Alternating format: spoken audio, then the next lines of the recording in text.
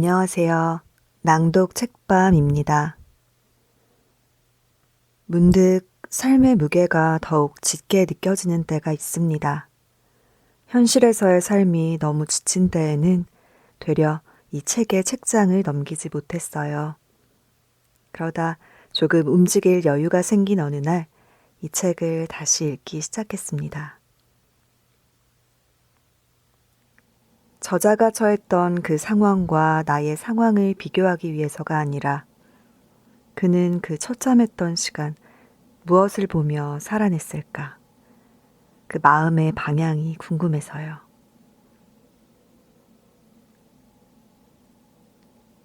마음의 아픔이 온통 내 몸을 짓누를 때가 있습니다. 내면의 슬픔이 몸으로 번져 내 몸까지 병들게 할 때. 오늘은 그 시간을 지탱해 줄 책, 빅터 프랭클의 죽음의 수용소에서의 책 리뷰입니다.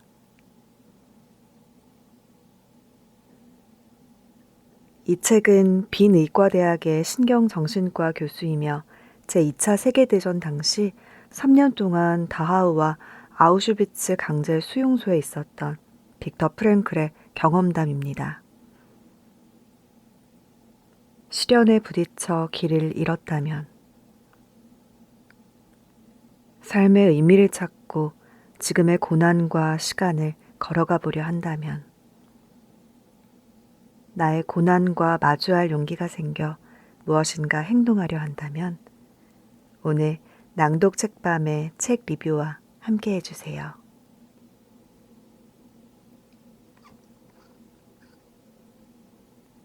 먼저 이 책에서 찾은 한 문장입니다.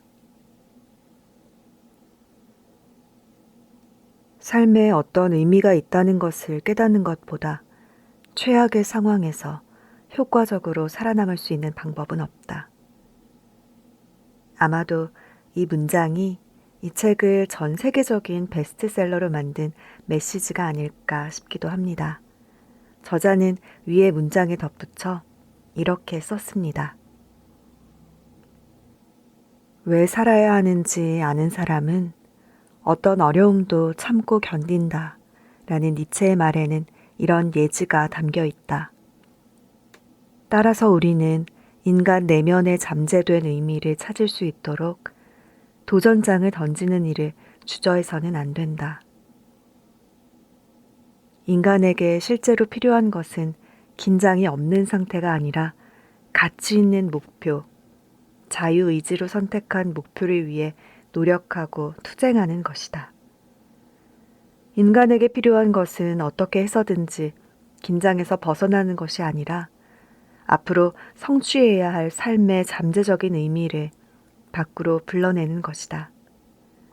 인간에게 필요한 것은 향상성이 아니라 정신적인 역동성이다.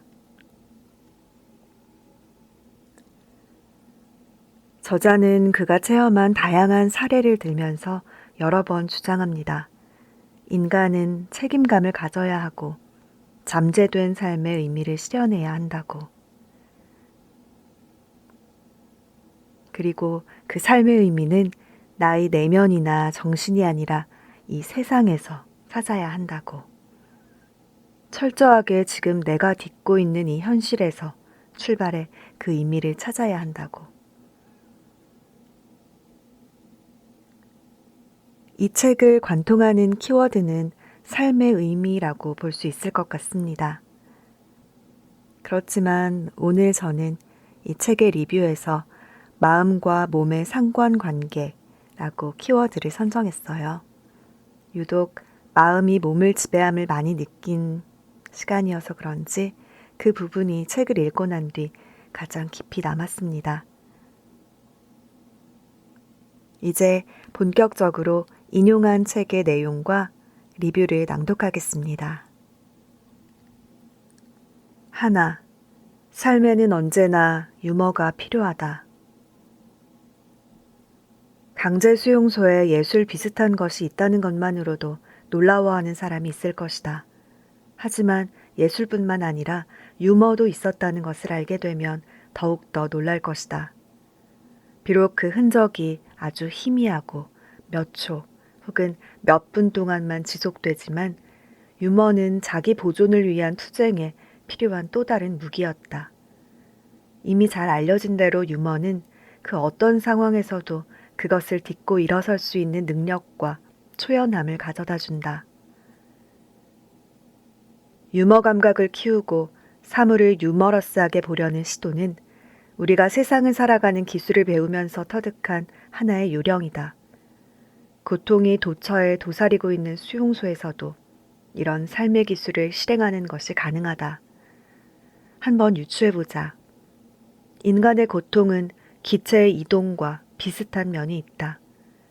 일정한 양의 기체를 빈 방에 들여보내면 그 방이 아무리 큰 방이라도 기체가 아주 고르게 방 전체를 완전히 채울 것이다. 그와 마찬가지로 인간의 고통도 그 고통이 크든 작든 상관없이 인간의 영혼과 의식을 완전하게 채운다. 따라서 고통의 크기는 완전히 상대적인 것이라고 말할 수 있다. 수용소에서도 예술과 유머가 존재했다는 사실이 놀랍습니다. 예술과 유머는 확실히 인간의 생존에도 사회에도 필요한 존재인가 봅니다. 유머 있는 사람이 되어야겠다는 생각을 자주 합니다. 어떤 상황에서도 유머로 대체할 수 있는 사람은 정말 대단한 것 같아요. 그런 면에서 불편하고 불쾌한 상황에서 유머를 구사하며 유쾌하게 대응했던 처칠이 생각납니다. 적어두었던 유머와 관련된 명언도 옮겨봅니다. 유머가 완전히 없다면 삶에는 온통 불가능한 일뿐일 것이다. 내게 유머 감각이 없었다면 나는 오래전에 자살했을 것이다. 사람이 하는 모든 일에는 아이러니가 있고 그 안에 유머가 있다. 유머 감각이 없는 사람은 스프링이 없는 마차와 같다. 길 위에 모든 돌멩이에 부딪힐 때마다 삐걱거린다. 수용소에도 유머가 존재했다는 문장을 보니 영화 인생은 아름다워가 떠오르기도 했어요. 그리고 유머란 언제나 존재할 수 있는 것이며 그 커다란 힘이 나를 지탱해주고 나아가게 하는 고마운 역할을 할 수 있다는 걸 다시 느꼈습니다. 고통과 기체를 비유한 문장도 정말 인상적이었습니다. 고통이 상대적이라는 것은 알지만 기체에 비유하니 확실히 그 표현이 와닿았어요. 더 나아가 한 사람의 인생을 결과만 두고 마음대로 재단하는 일은 정말 하지 않아야 한다는 생각도 들었습니다. 성공한 이들이 왜 운에도 감사하는지, 재능의 노력까지 겸비한 오타니가 왜 쓰레기를 주우며 운까지 모으려 하는지 요즘 부쩍 그 마음에도 공감하게 됩니다. 사는 게 계획처럼 되지 않는다는 흔한 말과 열심히 한다고 무조건 좋은 결과까지 얻을 수 있는 것은 아니라는 사실을 실감해요. 정직하고 열심히 산 것과 비례하는 만큼의 결과를 얻지 못했다고 좌절할 필요도 없고 누군가 이뤄낸 멋진 성과를 운이었다고 깎아내릴 수는 더더욱 없다는 생각이 문득 펼쳐진 부분이었습니다. 좋은 성과란 노력과 운이 모두 모인 결과지 오직 운만으로는 결코 얻을 수 없으니까요. 2. 인간은 어떠한 순간에도 선택할 수 있는 자유가 있다. 수용소에서는 자기 목숨이나 친한 친구의 목숨을 구해야 한다는 절박한 문제와 관련 없는 그 모든 것들이 가치를 잃었다는 얘기를 이미 했을 것이다. 이 목적을 위해 다른 모든 가치가 희생됐다. 사람들은 자신의 모든 가치를 위협하고 또 그것을 의혹 속으로 내던져버린 정신적 혼란에 시달리고 있었다. 인간의 생명과 인간의 존엄성이 지닌 가치가 더 이상 인정을 받지 못하는 세계, 인간의 의지를 박탈하고 그를 단지 처형 그러니까 처음에 그를 이용할 대로 이용해 먹다가 육체의 마지막 한 점까지 이용하도록 계획된 대상으로 전락시킨 세계. 이런 세계에서 개인의 자아는 끝내 그 가치를 상실할 수밖에 없다.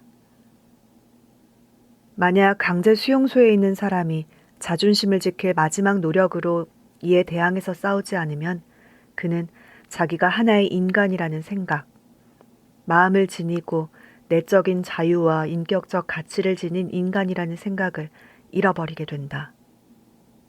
그리고 자신을 거대한 군중의 한 부분에 불과한 존재로 생각한다. 존재가 짐승과 같은 수준으로 떨어지는 것이다.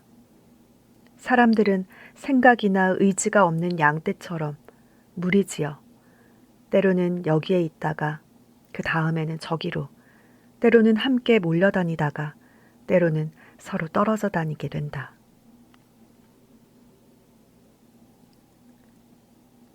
수용소에서 사람 목숨이 얼마나 가치 없는 것으로 여겨지는지 경험해보지 못한 사람은 상상도 못할 것이다. 감정이 무뎌진 수용소 사람들도 병든 사람을 이송할 때에는 이곳에서 인간 존재가 얼마나 철저하게 무시당하는지를 느꼈을 것이다. 다 죽어가는 병자의 몸은 바퀴 2개 달린 수레에 던져진다. 동료 수감자가 그 수레를 끌고 대개는 눈보라가 몰아치는 길을 몇 마일이나 걸어서 다른 수용소로 옮긴다. 만약 병자 중 한 명이 수레가 떠나기 전에 죽는다 해도 마찬가지로 수레에 던져진다. 리스트에 올린 번호와 맞아야 하기 때문이다. 중요한 것은 번호뿐이다. 오로지 죄수 번호를 가지고 있을 때에만 그 사람이 의미 있는 것이다. 사람은 글자 그대로 번호가 됐다. 그 사람이 죽었는지 살았는지는 중요한 문제가 아니다. 그 번호의 생명은 철저하게 무시된다. 그 번호 이면에 있는 것, 즉 그의 삶은 그렇게 중요한 것이 못 된다. 그의 운명과 그가 살아온 내력, 그리고 그의 이름은 중요하지 않다. 강제 수용소라는 곳이 얼마나 비참한 곳이었는지를 표현해주는 단락이었습니다. 인간의 존엄성이라는 소중한 가치에 대해서도요. 수감자들의 무감각이 일종의 방어 기제였다는 것 외에 여기에는 또 다른 여러 가지 요인들이 있었다. 굶주림과 수면 부족. 이것은 정상적인 생활을 하는 사람도 마찬가지다. 이 무감각 상태로 그들을 이끌었으며 수감자들의 특징이라고 할 수 있는 초조함이 이런 무감각의 원인이 되기도 했다. 수면 부족은 밤새 이와 벼룩 등에 시달리느라 잠을 제대로 자지 못하는 데에도 그 원인이 있었다. 전반적으로 보건시설과 위생시설이 형편없었기 때문에 이와 벼룩이 사람들로 꽉 찬 막사 안에서 무섭게 퍼져나갔다. 니코틴과 카페인 부족도 이런 무감각과 초조함의 원인이 됐다. 물질적인 요인 외에 정신적인 요인도 있었는데 그것은 복합적인 형태를 띠고 있었다. 대부분의 수감자들은 열등의식에 시달렸다. 우리는 모두 과거에 대단한 사람이었거나 혹은 스스로 대단한 사람이었다는 환상을 가지고 있었다. 그런데 지금 우리는 하찮은 존재로 취급되고 있다.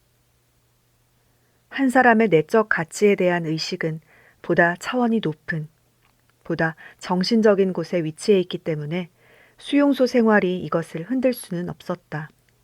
하지만 수감자는 차치하고라도 얼마나 많은 사람들이 이것을 가지고 있을까? 일반적인 수감자들은 무의식적으로 스스로 계층이 하락했다는 것을 느꼈다. 이런 현상은 수용소라는 사회의 구조를 관찰해보면 확실하게 알 수 있다. 다른 수감자보다 우월한 수감자, 카포, 요리사, 군수창고 관리인, 보안대원은 대다수 사람들과는 달리 계층이 하락했다는 생각을 하지 않는다. 오히려 그 반대로 상승했다고 생각한다. 그리고 그중 몇몇은 약간의 과대 망상 증세까지 보이기도 했다. 이론은 물론 내가 직접 체험한 것을 통해서도 나는 이 질문에 대한 해답을 내릴 수 있다. 수용소 체험으로 나는 수용소에서도 사람이 자기 행동의 선택권을 가질 수 있다는 것을 알았다.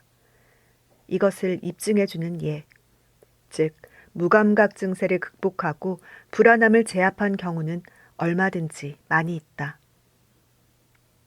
가혹한 정신적, 육체적 스트레스를 받는 환경에서도 인간은 정신적인 독립과 영적인 자유의 자취를 간직할 수 있다는 것이다. 수용소에서는 항상 선택해야 했다. 매일같이, 매 시간 결정을 내려야 할 순간이 찾아왔다. 그 결정이란 당신으로부터 자아와 내적인 자유를 빼앗아가겠다고 위협하는 저 부당한 권력에 복종할 것인가, 아니면 말 것인가를 판가름하는 것이었다. 그 결정은 당신이 보통 수감자와 같은 사람이 되기 위해 자유와 존엄성을 포기하고 환경의 놀이개가 되느냐 마느냐를 판가름하는 결정이었다. 그럼에도 결국 최종적으로 분석해보면 수감자가 어떤 종류의 사람이 되는가 하는 것은 개인의 내적인 선택의 결과이지 수용소라는 환경의 영향이 아니라는 사실이 명백하게 드러난다. 강제 수용소에서도 인간으로서의 존엄성을 지킬 수 있다. 도스토옙스키가 이런 말을 한 적이 있다. 내가 세상에서 한 가지 두려워하는 것이 있다면 그것은 내 고통이 가치 없게 되는 것이다. 그들의 시련은 가치 있는 것이었고 그들이 고통을 참고 견뎌낸 것은 순수한 내적 성취의 결과라고 할 수 있다. 삶을 의미 있고 목적 있는 것으로 만드는 것, 이것이 바로 빼앗기지 않는 영혼의 자유이다. 이상과 현실의 괴리는 감당하기 어려운 일인 것 같아요. 많은 수감자들은 자신들이 기억하는 과거의 모습과 현실에서의 괴리 때문에 열등의식을 느끼기도 하고 과대망상 증상을 보이기도 했다고 해요. 저자는 가장 기본적인 인간의 존엄성이 훼손된 상황에서도 생전 처음 마주한 받아들이기 힘든 현실에 던져진 개인도 선택의 자유는 존재한다고 말합니다.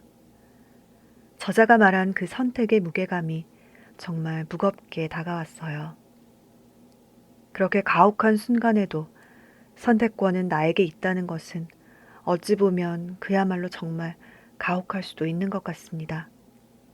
결국 모든 선택의 책임을 오롯이 내가 짊어져야 한다는 것이므로.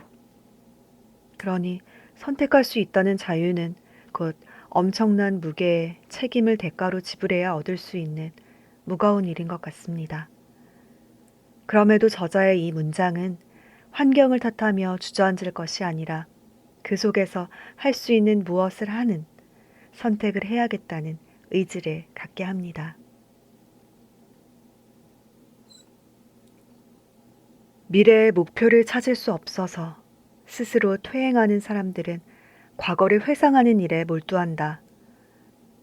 앞에서 우리는 다른 의미에서 수감자들이 공포로 가득 찬 현재를 덜 사실적인 것으로 만들고자 과거를 회상하려는 경향이 있다고 얘기했다. 그러나 실제 존재하는 현실에서 현재를 박탈하는 행위에는 어떤 일정한 위험이 도사리고 있다. 수용소의 어려운 상황을 자기 정신력을 시험하기 위한 도구로 이용하는 대신 스스로의 삶을 진지하게 생각하지 않고 아무런 성과도 없는 그 어떤 것으로 경멸한다.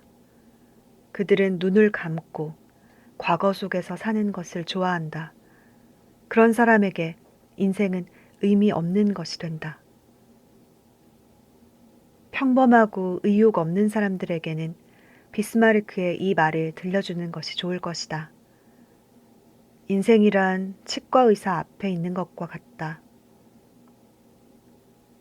그 앞에 앉을 때마다 최악의 통증이 곧 찾아올 것이라고 생각하지만 그러다 보면 어느새 통증이 끝나 있는 것이다. 정말 중요한 것은 우리가 삶에 무엇을 기대하는가가 아니라 삶이 우리에게 무엇을 기대하는가 하는 것이라는 사실을. 삶의 의미에 대해 질문을 던지는 것을 중단하고 대신 삶으로부터 질문을 받고 있는 우리 자신에 대해 매일, 매 시간 생각해야 할 필요가 있었다. 그리고 그에 대한 대답은 말이나 명상이 아니라 올바른 행동과 올바른 태도에서 찾아야 했다. 인생이란 궁극적으로 이런 질문에 대한 올바른 해답을 찾고 개개인 앞에 놓인 과제를 수행해 나가기 위한 책임을 떠맡는 것을 의미한다. 만약 어떤 사람이 시련을 겪는 것이 자기 운명이라는 것을 알았다면 그는 그 시련을 자신의 과제, 다른 것과 구별되는 자신만의 유일한 과제로 받아들여야 한다. 시련을 당하는 중에도 자신이 이 세상에서 유일한 단 한 사람이라는 사실에 감사해야 한다. 어느 누구도 그를 시련으로부터 구해낼 수 없고 대신 고통을 짊어질 수도 없다. 그가 자신의 짐을 짊어지는 방식을 결정하는 것은 그에게만 주어진 독자적인 기회이다. 저자는 외면하고 싶은 현실이라도 현실에 발을 딛고 서서 마주하라고 말합니다. 그리고 그로부터 삶이 우리에게 기대하는 것을 생각하며 삶의 의미를 찾으라고 강조합니다. 그러면서 삶의 의미는 올바른 행동과 태도에 있다고 했습니다. 요즘 현재에 서서 현재를 살아야 한다는 글귀를 여러 책에서 만나는 것 같아요. 책뿐 아니라 다양한 곳에서. 저 또한 스스로 경험을 통해 그 말의 중요성과 필요성을 체득하고 있습니다. 수용소에 있었던 사람들은 자기 경험을 글로 쓰거나 이야기할 때 가장 절망적이었던 것은 얼마나 오랫동안 수용소 생활을 해야 하는지 알지 못하는 것이었다고 이구동성으로 얘기한다. 피니스라는 라틴어에는 두 가지 의미가 있다. 하나는 끝 혹은 완성을 의미하고 다른 하나는 이루어져야 할 목표를 의미한다. 자신의 일시적인 삶이 언제 끝날지 알 수 없는 사람은 인생의 궁극적인 목표를 세울 수가 없다. 그는 정상적인 삶을 누리는 사람과는 정반대로 미래를 대비한 삶을 포기한다. 따라서 내적인 삶의 구조 전체가 변하게 된다. 우리가 알고 있는 삶의 다른 영역에서도 이와 비슷한 퇴행 현상을 볼 수 있다. 수감자 역시 기이한 시간 감각을 경험했다. 시시때때로 자행되는 폭력과 배고픔이 하루를 꽉 채우고 있는 수용소에서는 하루라는 작은 단위의 시간은 영원한 것처럼 느껴진다.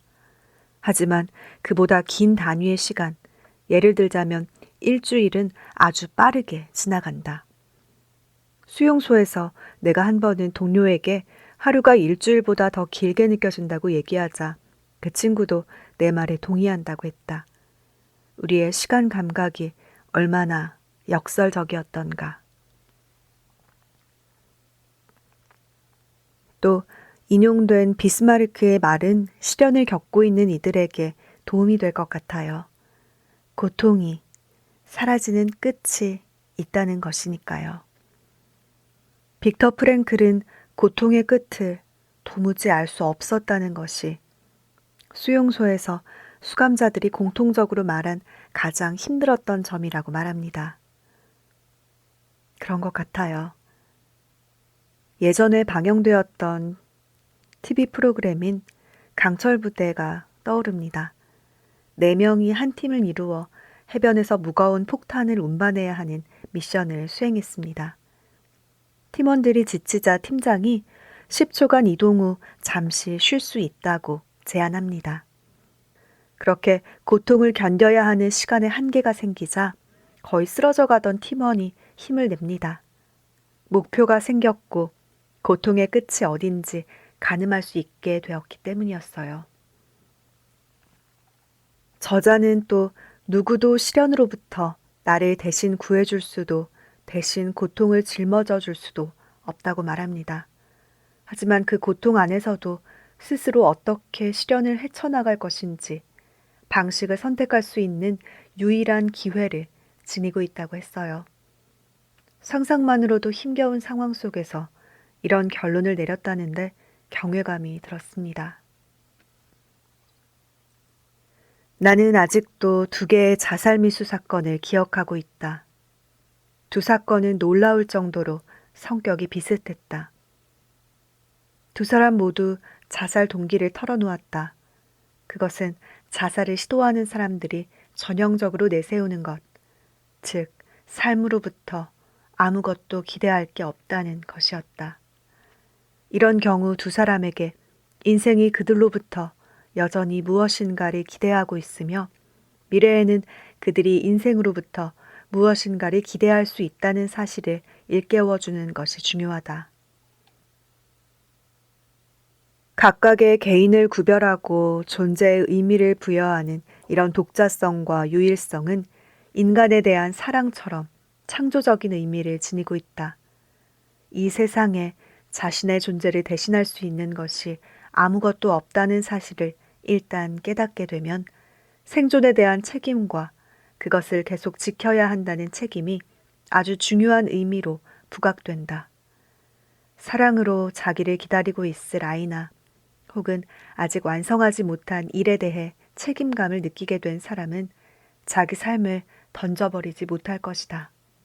그는 왜 살아야 하는지를 알고 있고 그래서 그 어떤 어려움도 견뎌낼 수 있다. 이 세상에서 나의 존재의 이유를 아는 일과 그에 대한 책임감이 삶을 지탱하는 굉장한 힘이 될 수 있음을 얘기하고 있습니다. 모든 개인은 각각 이 세상에 존재해야 할 유일한 의미가 있다고들 말합니다. 하지만 그것을 느끼지 못할 만큼 좌절스러운 순간들도 만나게 됩니다. 그렇게 잊어버리게 되는 때에 이 문장을 꺼내보며 그 순간 왜를 고민해 보아야겠다는 생각이 듭니다.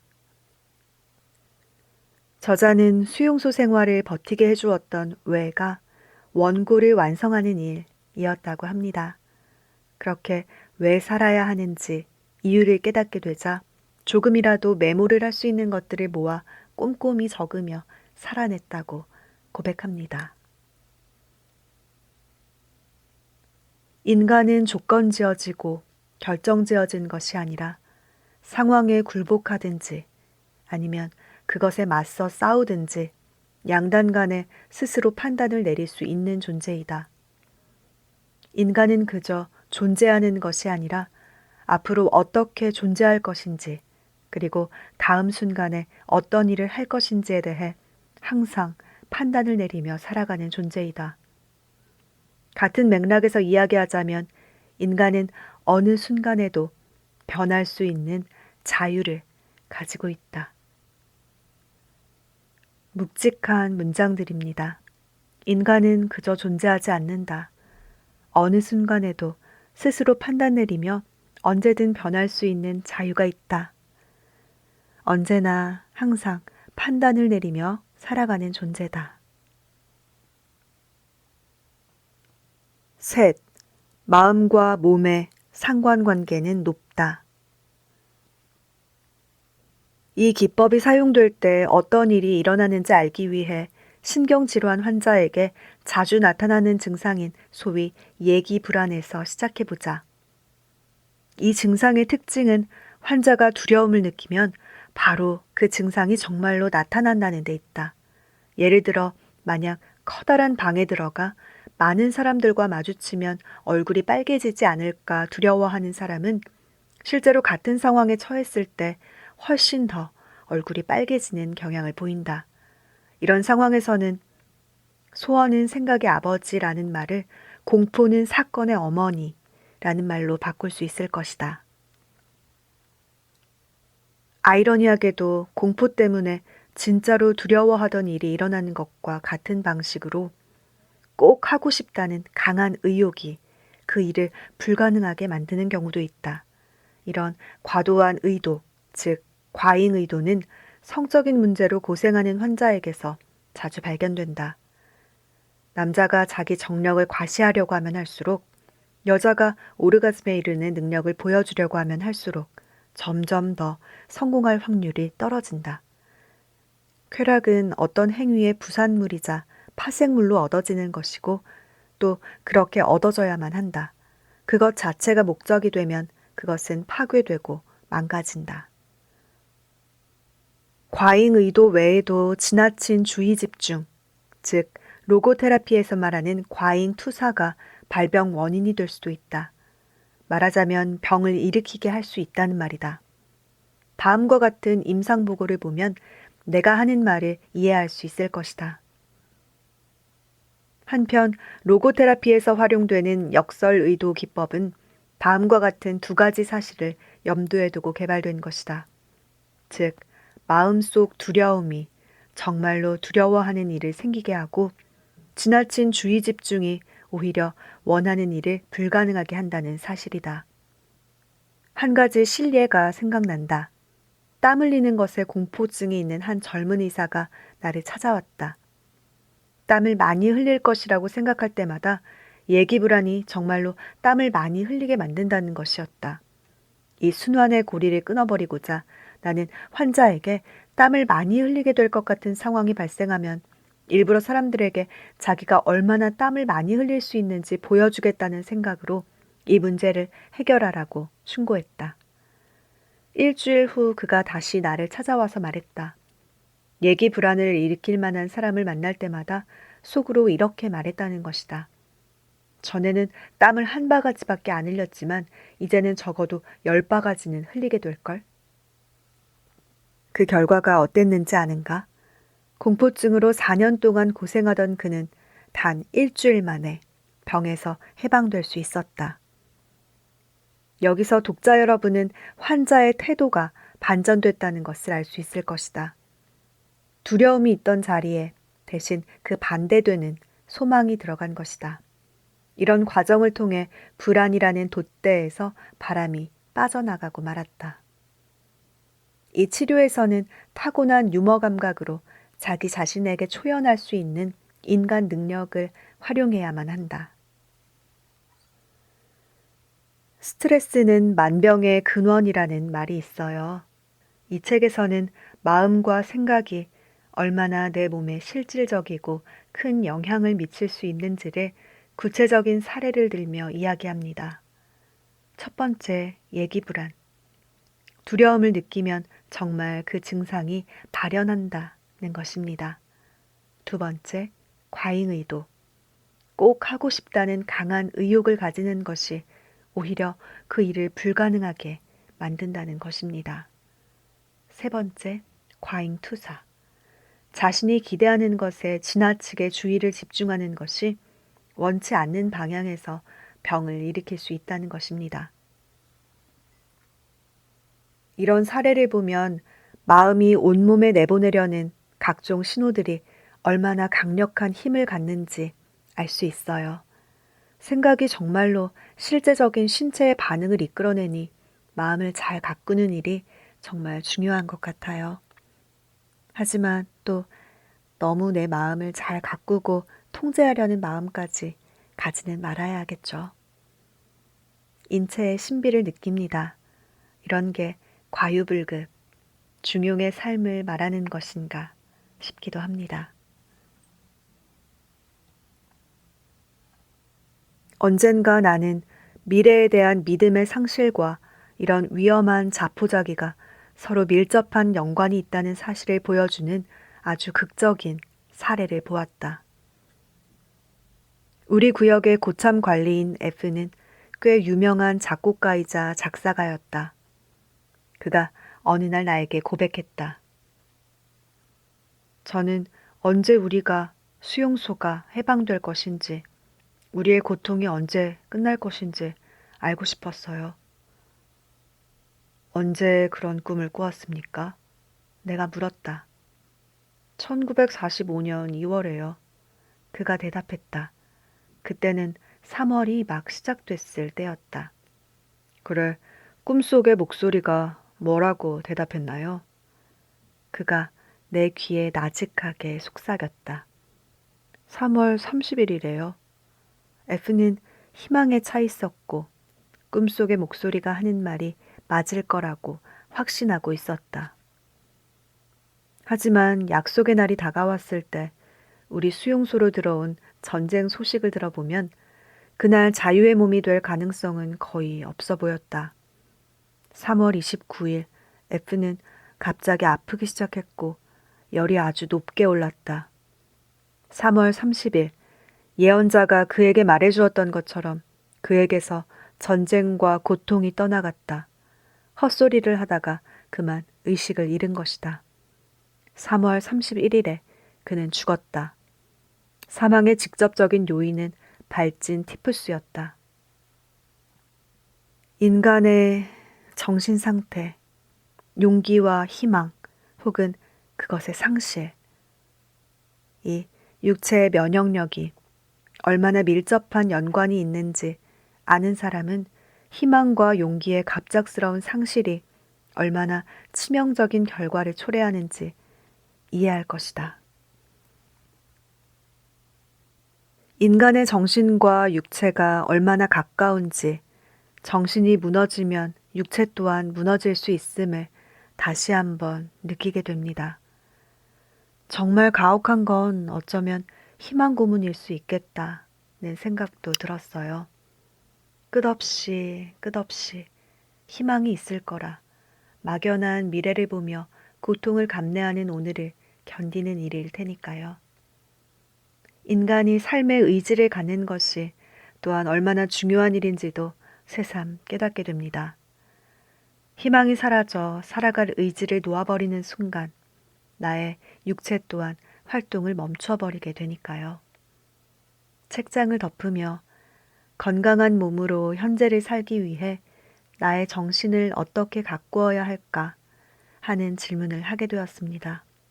그리고 나의 삶의 이유, 왜는 무엇일까를 고민해 보게 됩니다.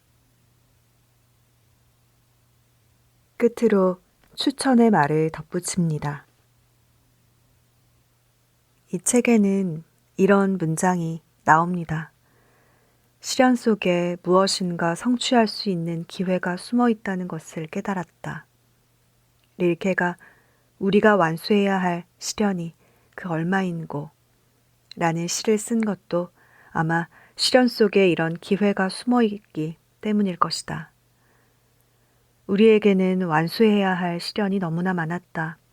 따라서 우리는 될 수 있는 대로 나약해지지 않고 남몰래 눈물 흘리는 일을 최대한 자제하면서 있는 그대로의 고통과 대면해야 할 필요가 있었다. 그렇다고 눈물 흘리는 것을 부끄러워할 필요는 없었다. 왜냐하면 눈물은 그 사람이 엄청난 용기, 즉 시련을 받아들일 용기를 가지고 있다는 걸 의미하기 때문이다. 나는 지금 겪고 있는 이 시련에서 어떤 것을 성취할 수 있는 숨겨진 기회를 만난 것일까? 그걸 깨닫고 싶다. 그리고 내가 흘린 눈물이 내가 이 시련을 마주하는 용기를 낸 결과였다니 다행이다. 라는 생각이 들었던 문장이었습니다. 그래서 조금은 위로가 되었던 것 같아요. 또 이런 문장이 나옵니다. 이렇게 내면 세계를 극대화함으로써 수감자들은 멀리 과거로 도피해 자기 존재의 공허함과 고독감 그리고 영적인 빈곤으로부터 피난처를 찾을 수 있었다. 이렇게 내적인 삶이 심화되어 있기 때문에 예술과 자연의 아름다움에 대해 전혀 느껴보지 못했던 새로운 것을 체험하는 경우도 있었다. 그리고 그 영향으로 때로는 자신을 둘러싸고 있는 끔찍한 상황을 완전히 잊기도 했다. 만약 어떤 사람이 아우슈비츠에서 바바리아 수용소로 이송되는 도중 후속열차의 작은 창살 너머 석양빛으로 찬란하게 빛나는 잘츠부르크산 정상을 바라보는 우리 얼굴을 바라보았다면 그것이 절대로 삶과 자유에 대한 모든 희망을 포기한 사람의 얼굴이라고 믿지 않았을 것이다. 어쩌면 바로 이런 상황에 처해 있었기 때문에 우리는 그토록 오랫동안 그리워하던 자연의 아름다움에 도취되곤 했다. 감동으로 잠시 침묵이 흐른 뒤 누군가 이렇게 말했다. 세상이 이렇게 아름다울 수도 있다니. 비극의 절정에서 이들이 느낀 자연에 대한, 세상에 대한 아름다움을 깨닫던 순간이 오래 마음에 남았습니다. 삶을, 그리고 상황을 바라보는 나의 마음의 방향이 중요하구나. 이 책은 그 점을 끊임없이 상기시켜 주었습니다. 그러면서도 막연한 희망을 품거나 너무 잘하려고 마음먹는 것의 부작용도 알려주었어요. 마음 편안히 하기라는 미션은 참 오묘한 것 같습니다. 쉬운 것 같으면서도 어려워요. 책에는 밑줄 긋고 두고두고 꺼내보면 좋을 듯한 문장들이 많습니다. 저자의 체험이 무척 생생하게 전달됩니다. 저자가 전한 이 문장으로 오늘 책 리뷰를 마무리하고 싶습니다.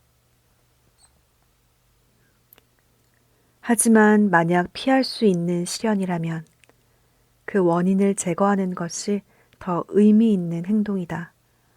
왜냐하면 불필요한 시련을 견디는 것은 영웅적인 행동이 아니라 자학에 불과하기 때문이다.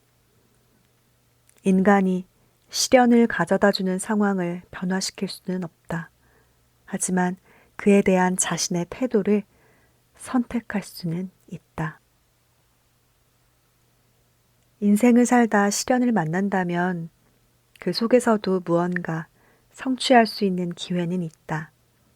그렇다고 해서 불필요한 시련을 견딜 필요는 없다. 그럼에도 만약 시련이 생긴다면 그 시련 속에서도 나는 나의 태도를 선택하며 살 수 있는 자유가 있다. 오늘도 고생 많으셨어요. 편안한 밤 되세요. 낭독 책밤이었습니다.